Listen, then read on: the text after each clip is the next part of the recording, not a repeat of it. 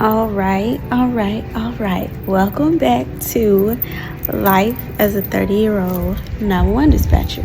It is currently 2:57 in the morning, and I was like, I want to do a story time. And it comes from a question that I always get asked. And while the story is fresh on my mind, I was like, let me make the video. So let's get into the video. So the number one question I get asked a lot when people find out what I do is, what's the hardest call you've ever taken? And I only have one story. I have one story. If you have been on my social media, you know the story. The whole world knows the story. Everybody knows it. The family tends to thank me often, and I'm very appreciative, but let's get into the story. So one night when I was working for my local county, I so happened to take a 911 call. I answered the call.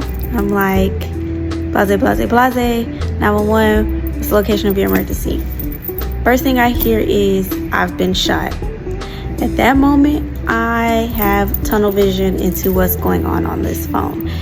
The background noise is out of my mind. Everybody else in the room is out of my mind. Complete tunnel vision. So I'm like, okay, sir, where are you? That was the first thing I asked was, where is he? He told me his location, and I instantly typed it in. So I'm like, where have you been shot? He's telling me where he's been shot. And when he starts to explain to me where he's been shot, I'm like, this voice is recognizable. Like, I know this voice. Why do I know this voice? So as I'm proceeding to get all the questions that I need to get answered, and I'm asking everything, and I'm, going through my procedures and my steps that I'm supposed to go through, and I finally get to the part where I ask for his number. I'm like, okay, what is your number in case our line disconnects? When he gives me the number, I instantly recognize the number. And then I say, sir, please tell me your name. And when he told me his name, my heart sunk to my butthole. If you know, you know. I'm not going to go into details about how I know this person, blase. If you know, you know. But in that moment, my heart sunk. What sunk my heart the most was hearing this person say, I'm going to die. In that moment, I had to be an angel. I had to be a superhero. I had to let him know, you're not gonna die. You have so many reasons to hang on. I just kept talking to him. It may have been the same questions I was asking, like, how is the bleeding? Is the bleeding controlled? But I had to keep him talking.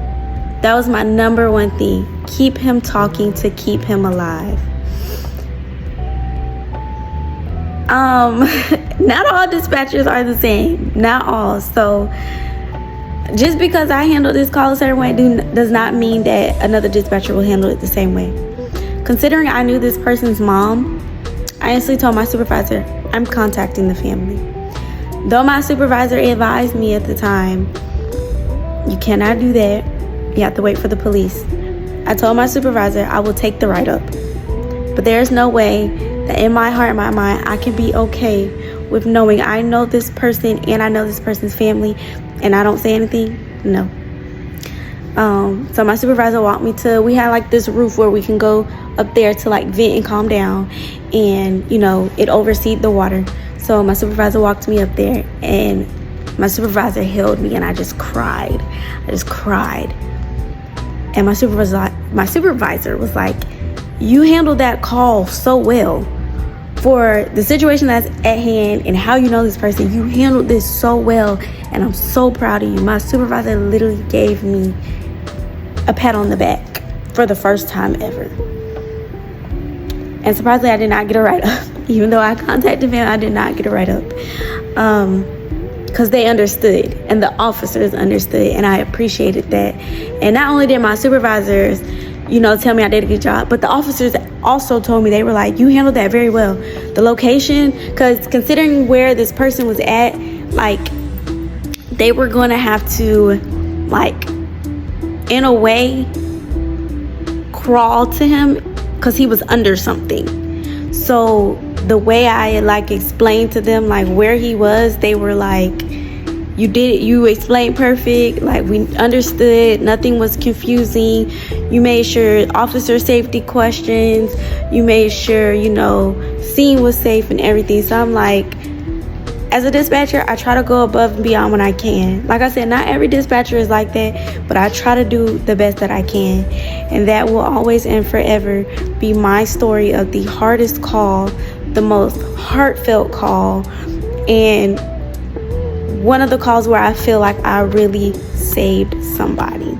So that is my story time. I hope you guys enjoy. And if the family so happens to comment, then that is okay with me. They know. And a lot of other people know this story. So that is my story time.